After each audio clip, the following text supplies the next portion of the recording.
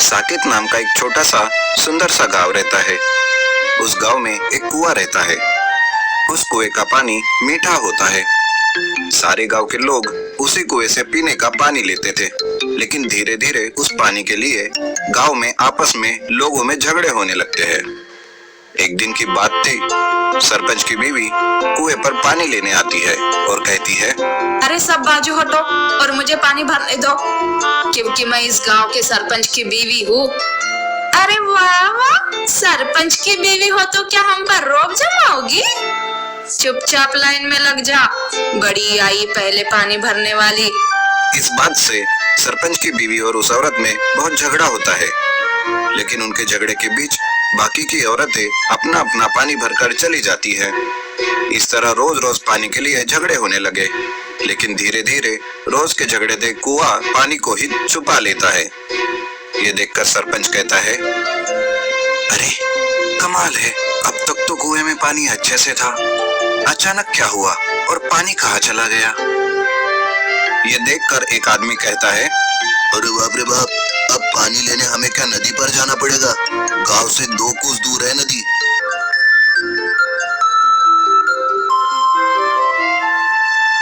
इस तरह लोग पानी लेने नदी पर जाना शुरू करते हैं। सालों बीत जाते हैं। सरपंच भी बूढ़ा हो जाता है। उसका रचित नाम का एक बेटा बड़ा होता है।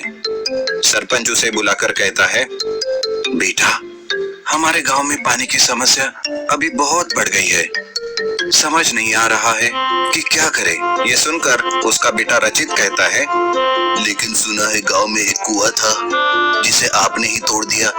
हाँ बेटा, उस कुएं के पानी के लिए गांव के लोग कोशिश की जाए, शायद पानी ही मिल जाए। रचित ये सोचकर खोदना शुरू करता है।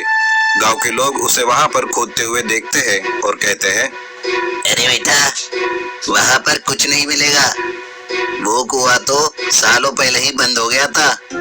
लेकिन रचित किसी की बात नहीं सुनता और खुदाई करता ही रहता है। कुछ दिनों के बाद उसे अंदर एक चमकीला पत्थर दिखाई देता है। रचित उस पत्थर को अच्छे से देखता है तो उसे पता चलता है कि वहां पर एक गोल्डन वेल है और उसमें पानी भी है। ये देखकर उसे बहुत खुशी होती है। वो एक बकेट लाता है और पानी भरकर ऊपर लेकर आता है। लेकिन जैसे ही वो ऊपर पानी लेकर आता है, पानी काला काला हो जाता है। वो बार बार पानी भरकर ऊपर लाता है, लेकिन पानी काला का काला ही हो जाता है। ये देखकर वो बहुत परेशान हो जाता है। ये देखकर वो रोने लगता है। तभी उसे कुएं से आवाज आता है। ये देखकर वो रोने लगता है। तभी उसे कुएं से आवाज आती है, अरे बालक, तुम क्यों रो रहे हो? कौन बोला?